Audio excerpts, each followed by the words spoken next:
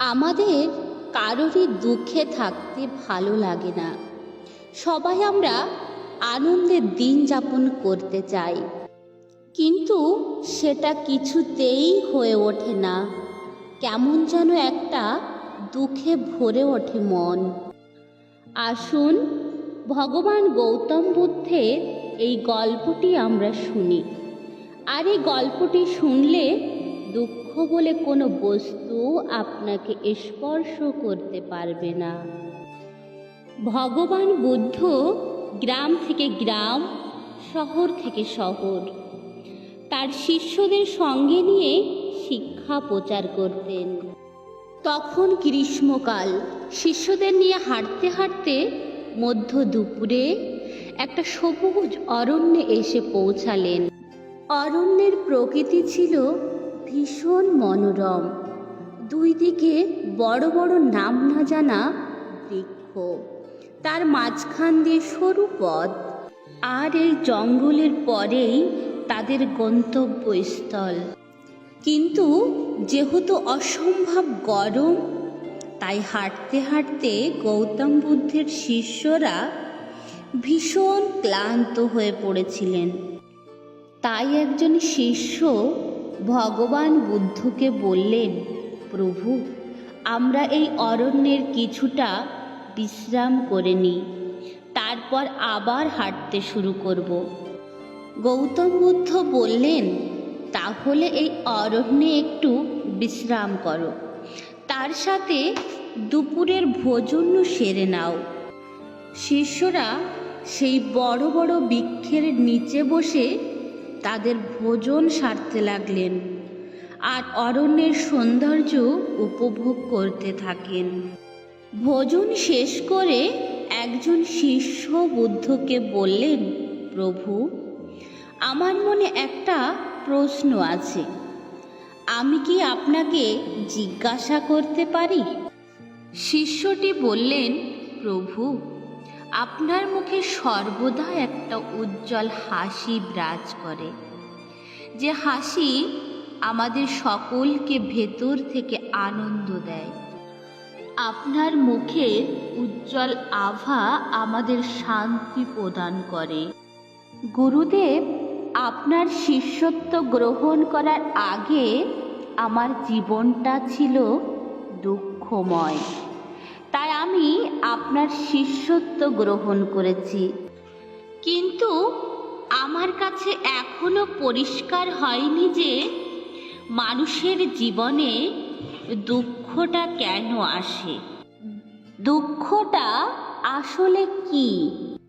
ভগবান বুদ্ধ শিষ্যের প্রশ্ন শুনে একটু হাসলেন, তারপর বললেন, দুঃখ আসলে তোমার মনে উৎপন্ন হওয়া কেবলমাত্র একটা চিন্তা। ভগবান গৌতম বুদ্ধের কথা সকল শিষ্যরাই শুনছিলেন। তারা একসঙ্গে বলে উঠলেন, দুঃখ শুধুমাত্র একটা চিন্তা? সেটা কিভাবে সম্ভব? ভগবান বুদ্ধ বললেন, তোমাদের একটা গল্প বলি, মন দিয়ে শোনো। একদা এক গ্রামে এক জমিদার বাস করতেন।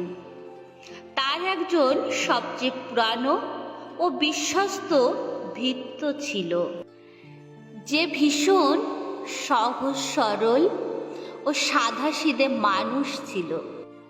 একদিন একটা বিশেষ কাজে জমিদার শহরে গেলেন এবং কাজ শেষে ফিরে আসার সময় জমিদার একটা মূল্যবান জিনিস বাড়িতে নিয়ে আসেন, যেটা তিনি তার শোবার ঘরে সাজিয়ে রাখেন এবং ওই ভৃত্যকে ডেকে বলেন, এটার খুব যত্ন নেবে, দেখবে যেন কখনোই ভেঙে না যায়।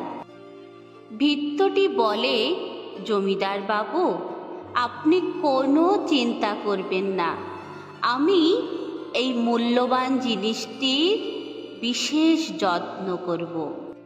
কিন্তু হঠাৎ করে ওই মূল্যবান জিনিসটি ভৃত্যের হাত থেকে পড়ে গিয়ে টুকরো টুকরো টুকরো হয়ে যায়। জমিদার কথাটি শুনে ভীষণ রেগে যান এবং ভৃত্যটিকে প্রচণ্ড বকাবকি করেন। কিন্তু তিনি যেহেতু বিশ্বস্ত আর অনেক পুরানো, তাই কাছ থেকে তাকে বিতাড়িত করতে পারেন না জমিদার। জমিদারের মনে দুঃখ হয়, ওই মূল্যবান জিনিসটির জন্য রাতে ঘুমোতে গিয়ে ঘুমোতে পারেন না। জমিদার বিছানা ছেড়ে উঠে পায়চারি করতে থাকেন। হঠাৎ জমিদার দেখেন ওই ভৃত্যটি নাক ডেকে ঘুমোচ্ছে। এটা দেখে জমিদার আরও বেশি রেগে যান। ভাবেন, আমার এত মূল্যবান জিনিসটা ভেঙে দিয়ে ও ঘুমোচ্ছে কিভাবে? আমার রাতের ঘুম কেড়ে নিয়েছে, আরও নিশ্চিন্তে ঘুমোচ্ছে। কিন্তু জমিদার তাও চুপ করে থাকেন, কারণ তিনি সব থেকে পুরানো ও বিশ্বস্ত ভৃত্য। পরদিন জমিদার ভাবতে থাকেন কেমন করে ভৃত্যটিকে উচিত শিক্ষা দেওয়া যায়। জমিদারের মাথায় একটা বুদ্ধি আসে।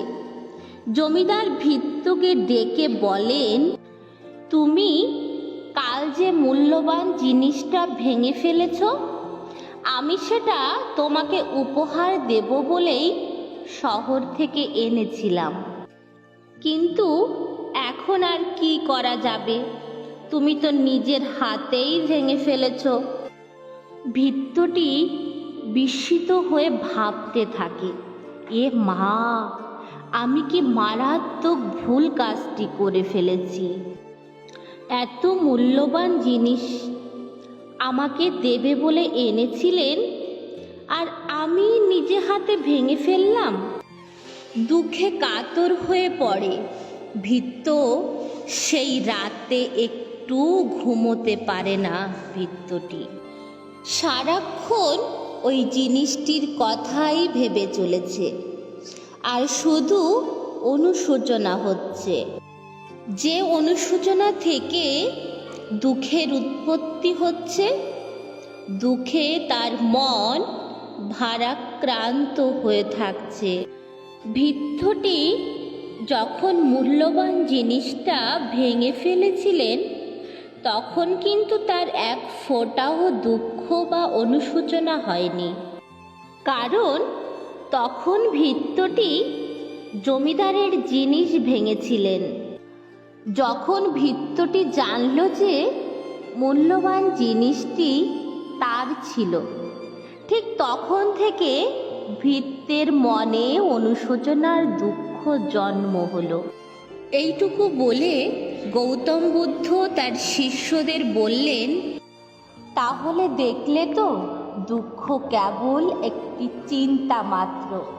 সেই চিন্তা তৈরি হয় কোনো কিছুর সঙ্গে নিজেকে জড়িয়ে ফেললে। যে জিনিসকে আমরা নিজের মনে স্থান দিই, নিজের মনে ধরে রাখতে চাই, সেই জিনিসই আমাদের দুঃখ দেয়। কারণ যা কিছু আমরা আমার মনে করি তা কেবল ক্ষণিকের জন্য, কোনো কিছুই চিরস্থায়ী নয়। তাই কোনো কিছুই নিয়ে তোমরা দুঃখ করো না। যা তোমার কাছে আছে তাই নিয়েই সন্তুষ্ট থাকো। তাহলে দেখবে আস্তে আস্তে তোমার মন থেকে সব দুঃখ দূর হয়ে যাবে। তাহলে আসুন গৌতম বুদ্ধের শিক্ষা থেকে আমরা শিক্ষা নিই। আমরা মন প্রাণে প্রতিজ্ঞা করি, আমাদের মনে দুঃখ বলে কোনো কিছুই স্থান দেব না। আমার যা আছে, যতটুকু আছে, তাই নিয়েই সন্তুষ্ট থাকব। ধন্যবাদ সম্পূর্ণ ভিডিওটি দেখার জন্য। ভিডিওটি ভালো লাগলে এমন আরও ভিডিও পেতে আমাদের চ্যানেলটিকে সাবস্ক্রাইব করে দিয়ে পাশে থাকা বেল আইকন বাটনটি অন করে রাখবেন। আজকের মতো বাই বাই, টাটা।